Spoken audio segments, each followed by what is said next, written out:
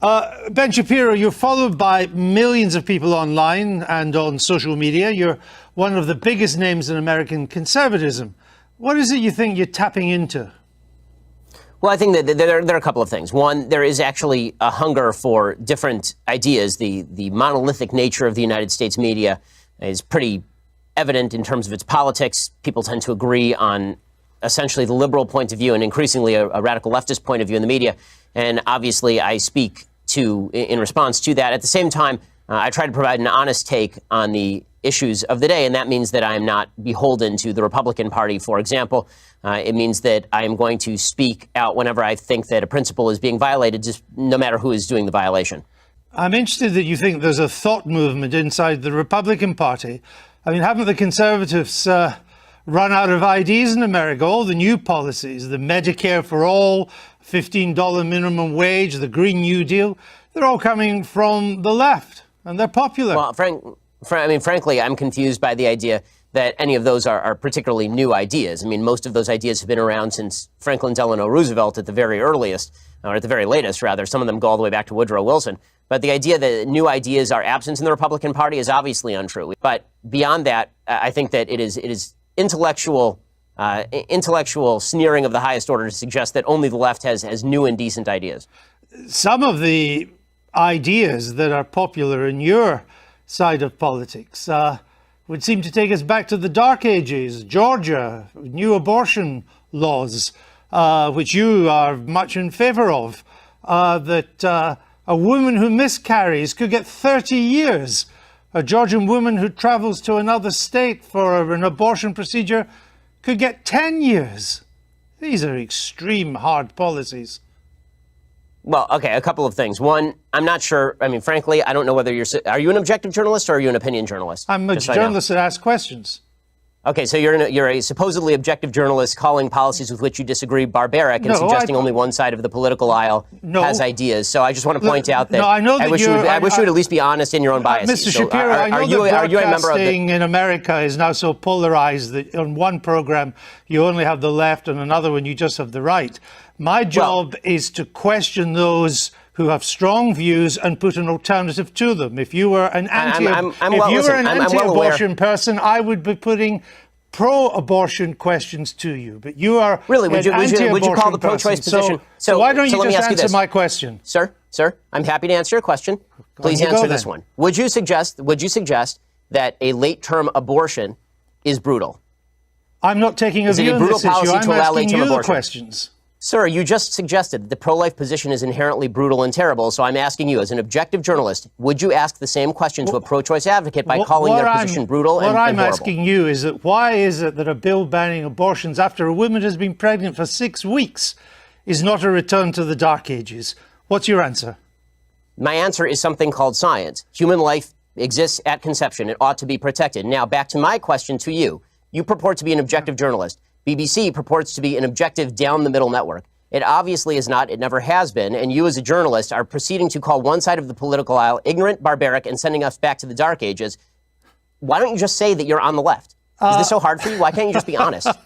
Mr. Seriously, Shapiro, it's a serious question. Mr. Shapiro, if you only knew how ridiculous that statement is, you wouldn't have said it. So let's move on. Would you vote for Mr. Trump? I think it's pretty evident from your own questions exactly what you are, sir. Would you vote for Mr. Trump in 2020? I'd certainly consider voting for Mr. Trump in 2020, just like I'd consider voting for anybody else in 2020. But haven't you all just really coarsened public discourse in America and exacerbated its divisions? You know, it's kind of odd to be hearing about me coarsening public discourse when you call policies you disagree with brutal and bringing us back to the Dark Ages, sir. The point, I don't want to return to it, but the point was to put a position for you to reply to it. And I thought we covered that. I put think some of the points too, because on your characterization of issues is part of the problem in the coarsening of public debate. Well, maybe it's also part of your problem too, because we have from your YouTube videos, Ben Shapiro destroys the abortion argument.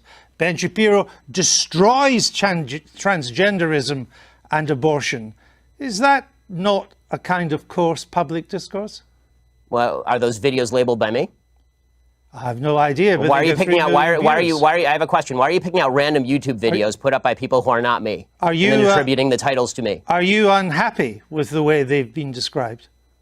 I think that people can describe me however they please. It's a free country, and I'm all in favor of a public debate. If you watch the actual clips, they are generally civil conversations between me and somebody who disagrees with me. But as I say, aren't you part of that anger? Aren't you encouraging that anger? For example, you described Mr. Obama's State of the Union address in 2012 as fascist mentality in action. Well, I think that if you want to argue with the characterization, then we can talk about what exactly his State of the Union address said.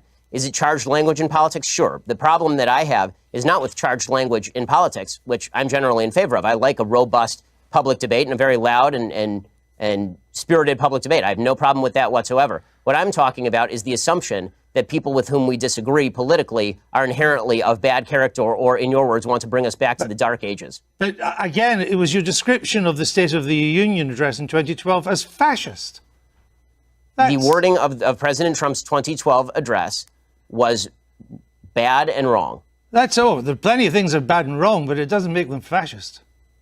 Well, I suppose that's true. But if you would like to, again, if you'd like to read me the column out loud, I suppose I can critique it for you. Obliterated, sir. Oh, well, I guess if you want to read, honestly, this is a giant waste of time in the sense that the entire interview is designed for you to shout slogans or old things that I've said at me. I don't see how this forwards the debate. You talk about undermining the public discourse. It seems to me that simply going through and finding lone things that sound bad out of context and then hitting people with them is a way for you to make a quick buck on BBC off the fact that I'm popular and no one has ever heard of you. There are not many bucks to be made on the BBC, unlike American broadcasting, Mr. Shapiro. The point I'm trying to make is that your words are hardly designed to produce the consensus and understanding that the book seems to want to produce. That's my point, that you write about, Judeo-Christian culture and so on, but so much of what you've said in the past would seem to turn its back on Judeo-Christian culture. You're lecturing me on Judeo-Christian culture after you call the pro-life position barbaric? I just asked you a question. And I asked you a question. You failed to answer a single one of mine. Frankly, I find this whole thing a waste of time. If you want to read the book and critique the book, why don't you read and critique the book? If you want to critique me, you can think whatever you want of me. Why don't you frankly, just try and I don't care. I don't frankly give a damn what you think of me since I've never heard of you. And I've never heard of you until I briefed myself for this. But that's not the issue. You have a new book out. Then why the hell are you interviewing me, sir? It's an interesting book. But my point is, your book claims that society... Well, it'd be nice if you would quote it from time to time. Your book is... Well, actually, I've done so several times, and I'm about to do so again, if you would let me just finish the question. Your book claims that society is turning its back on Judeo-Christian values. Yeah, what are those values? What are the values it's turning its back on? I'm not inclined to continue an interview with a person as badly motivated as you as an interviewer. So I think we're done here. I appreciate your time, sir. All right. Thank you so much. Thank you for your time and for showing that anger is not part of American political discourse. Now, Mr. Shapiro, we'll say goodbye.